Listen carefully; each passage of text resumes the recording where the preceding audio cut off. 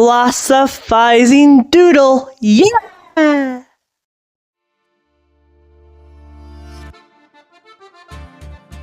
Welcome to the future of society, the Partacey. Imagine a world where nations cooperate and property works completely differently.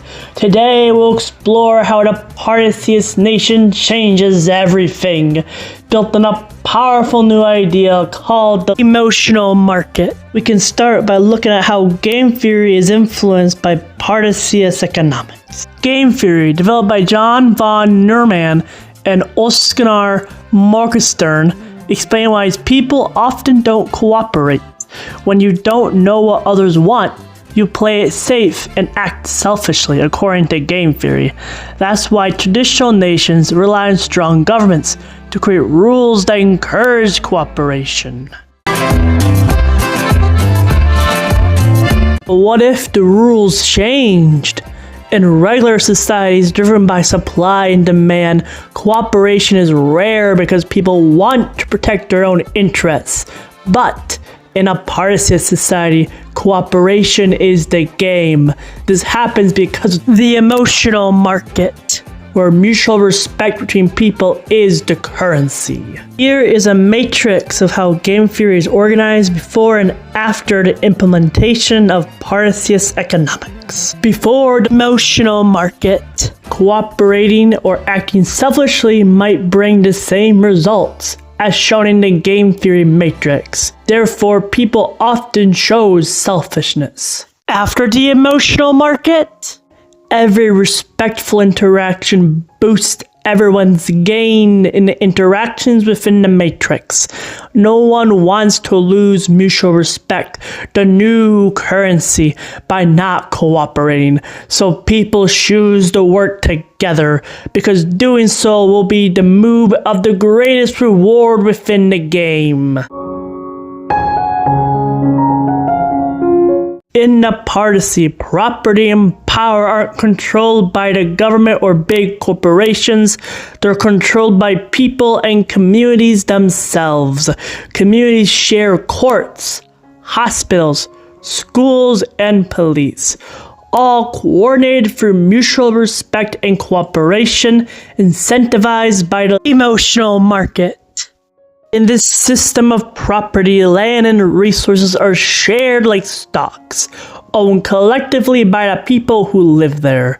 Families, workers, and neighbors all have a say and a stake in their homes, workplaces, and environment. In essence, this cooperative system is based on those directly affected by 70% of their time by a portion of land to be owners of that land. This emphasizes that smaller, local governments work better than big governments because smaller governments are closer to the people.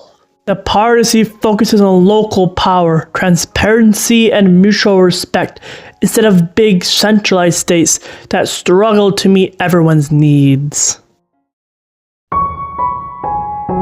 Moving out from domestic life and into the international life, Partaceyist nations work together globally through councils and shared courts of law.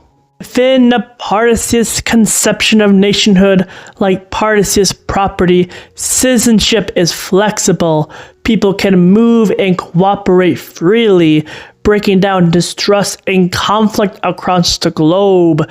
And courts here are a major part of this flexibility because your citizenship is what determines what laws you abide by. And has laws, its authority on the nation in a Partacey. One could say a nation is now peopleized into a nation formed by and for people instead of for land, with authority being derived from citizenship instead of the land that you stand on, creating a freer flow of power among individuals within a society. And yes, the Partacey also has defense, like all nations, but it's decentralized. Local councils elect military commanders who serve only when needed and must listen to their communities. Militias are made of volunteers who defend their neighbors because they care. Corruption is prevented because care is directly associated with the pay of soldiers, not in battle, but in loyalty to their community. Some may say that decentralized defense can't handle big challenges, but history shows otherwise. In Ukraine, the Nationhood used smart tactics and trickery to defend against bigger armies. The Partaceyist military embraces a strategy. It is flexible, smart, and aligned with the people's freedom. For the greatest victory is winning a war without the reliance of authority. The Partacey is about local communities sharing land and resources. Different communities have their own laws but cooperate because it benefits everyone, since trade generates mutual respect between communities. This system is built on the emotional market, where mutual respect and shared benefit drives trade and work. Now let's talk about global trade. The Partacey is a system called globalism, mixing local and global trade together. The core principle of globalism is that when goods cross borders, their value resets to zero. The exporting country gets that value of the traded product into their own collective rise within the Partacey when the good or service crosses the economic zone of the importing country, which then decides the local value of their product based on what their community needs and values. A global council made up of representatives from all participating Partaceyist nations and even participating supply and demand-dominated countries oversee the trading network of globalism, similar to a more regional United Nations that can grow into something more global into the future. Decisions need a 2/3 majority, so no one nation controls the system. This global, decentralized council monitors shipments within defined similar economic zones, sharing a unified, internationally traded emotional currency, like the First World, Second World, or Third World economic zones of multiple Partaceys, or supply and demand based nations that internationally use the emotional currency, but not domestically. You can imagine globalism in a more clear way, looking at a bridge across a body of water. This trade is tracked using satellite tracking systems and QR codes on internationally traded products to keep trade fair and honest for all. The Partacey still trades with supply and demand dominated countries, but the value also resets on arrival for those supply and demand dominated countries.